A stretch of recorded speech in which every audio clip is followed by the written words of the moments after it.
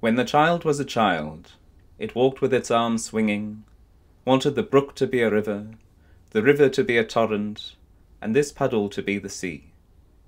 When the child was a child, it didn't know that it was a child. Everything was soulful, and all souls were one.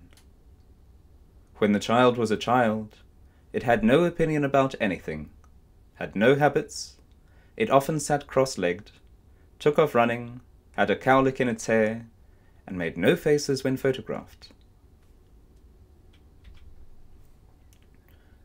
When the child was a child, it was the time for these questions. Why am I me? And why not you? Why am I here? And why not there? When did time begin? And where does space end? Is life under the sun not just a dream? Is what I see and hear and smell not just an illusion of a world before the world? Given the facts of evil and people, does evil really exist?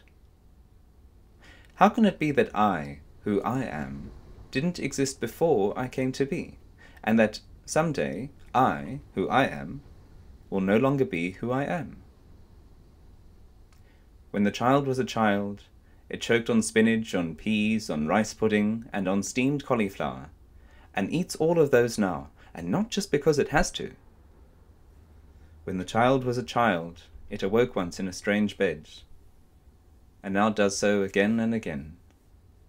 Many people, then, seemed beautiful, and now only a few do, by sheer luck. It had visualized a clear image of paradise, and now can at most guess, could not conceive of nothingness, and shudders today at the thought. When the child was a child, it played with enthusiasm, and now it has just as much excitement as then, but only when it concerns its work. When the child was a child, it was enough for it to eat an apple, bread, and so it is even now. When the child was a child, berries filled its hand as only berries do, and do even now. Fresh walnuts made its tongue raw, and do even now. It had on every mountain top the longing for a higher mountain yet, and in every city the longing for an even greater city, and that is still so. It reached for cherries in topmost branches of trees with an elation it still has today, had a shyness in front of strangers, and has that even now. It awaited the first snow, and waits that way, even now.